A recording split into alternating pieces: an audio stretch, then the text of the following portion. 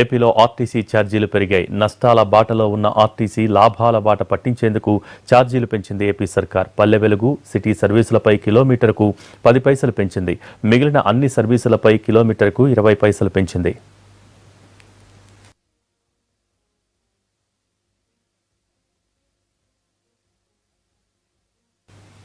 కొత్త రేట్లు ఎప్పటి నుంచి అమలయ్యేది త్వరలో ప్రకటిస్తామన్నారు మంత్రి. ఆర్టీసీని బతికించడానికే ఛార్జీలు పెంచామంటున్న మంత్రి పేర్ని నానితో మా ప్రతినిధి PMR Chandrasekhar face to face. APSRTC bus ఛార్జీలు పెంచుతూ కొద్దిసేపటి క్రితం ప్రభుత్వం నిర్ణయం తీసుకుంది. సో దీనికి సంబంధించిన నిర్ణయాన్ని కూడా మంత్రి పేర్ని నాని కొద్దిసేపటి క్రితం ప్రకటించారు. సో మొత్తం ఈ నిర్ణయం తీసుకోవడానికి గల కారణాలు, ఈ వ్యవహారాలన్నింటి మీద అసలు ఎందుకు తీసుకోవాల్సి వచ్చింది, ఒకవైపు జగన్మోహన్ రెడ్డి ప్రభుత్వం సంక్షేమం వైపు అడుగులు వేస్తున్న సందర్భంలో ఈ తరహా నిర్ణయం తీసుకోవాల్సిన పరిస్థితి ఎందుకు వచ్చిందనే దాని మీద మనతో మాట్లాడేందుకు మంత్రి పేర్ని నాని ఉన్నారు. ఆయన అడిగి తెలుస్తుంది. సార్ చెప్పండి, ఆర్టీసీకి సంబంధించిన ఛార్జీలు, బస్సు రేట్లు ఛార్జీలు పెంచుతూ నిర్ణయం తీసుకున్నారు. ఎంత మేరకు పెంచారు, తీసుకోవడానికి గల కారణాలు?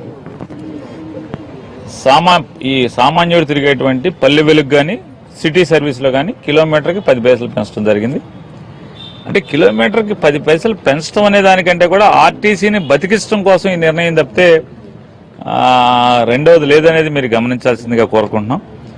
ఎక్యుములేటెడ్ లాసెస్ అంటే పేరుకుపోయినటువంటి సంవత్సరం చాలా కాలం నుంచి పేరుకుపోతూ వచ్చినటువంటి ఆర్టీసీ నష్టాలు 6,735 కోట్ల రూపాయలు ఆర్టీసీ నష్టాల్లో ఉంది. ఇవాళకి ఉన్న నష్టాలే కాదు, ఇవాళకి ఆగేది లేదు. అది బస్సు చక్రం తిరుగుతున్నటువంటి ప్రతి రోజు కూడా నష్టం పెరుగుతూనే ఉంటుంది. నెల రోజులు తిరిగితే 100 కోట్ల రూపాయలు ఆర్టీసీకి నష్టం వచ్చి పడిపోతూ ఉంటుంది.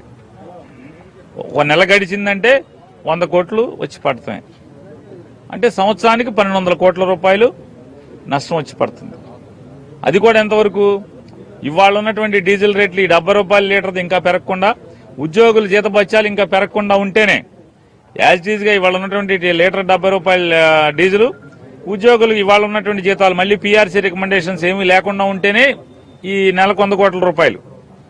అది పెరిగినా ఇది పెరిగినా కూడా ఈ మంద మళ్ళీ ఇంకా పెరిగే అవకాశం. కాబట్టి 2015లో సుమారుగా 50 రూపాయలు ఉన్నటువంటి లీటర్ డీజిల్ ధర ఇవాళ 70 రూపాయలు చేరిందంటే లీటరు డీజిల్ ధర 20 రూపాయలు వ్యత్యాసమైంది. ఈ 20 రూపాయల పెరుగుదలలో 30 కోట్ల లీటర్ల ఆర్టీసీ రామారామి సుమారుగా వాడుతుంది. 30 కోట్ల లీటర్ల డీజిల్ వాడినప్పుడు అంటే 600-700 కోట్ల రూపాయలు డీజిల్ వల్ల ఆర్టీసీకి నష్టం వచ్చే పరిస్థితి. ఉద్యోగుల జీతభత్యాలు పెరగడం వల్ల దాని మీద నష్టం. ఇవన్నీ కలిసి 1,200 కోట్ల రూపాయలు ప్రతి సంవత్సరం వచ్చి పడిపోతుంటే పాత ఒక 6,735 కోట్ల రూపాయలు అప్పు ఉంటే ఇంకా ఆర్టీసీ దివాళా తీసేసి దీన్ని ఏదో ప్రైవేట్ పరం చేసే పరిస్థితి వస్తుంది. కానీ జగన్మోహన్ రెడ్డి గారి ప్రభుత్వం ఆర్టీసీని బతికించడానికి ఉంది తప్పితే ప్రైవేట్ పరం చేయడానికి లేదు. దాని కొరకు అని చెప్పనే మనం 10 పైసలు సామాన్యమైన రూట్లలో అంటే సిటీ సర్వీస్ కానీ పల్లె వెలుగులో 10 పైసలు, మిగతా సర్వీసులకు 20 పైసలు పెంచడం జరుగుతుంది.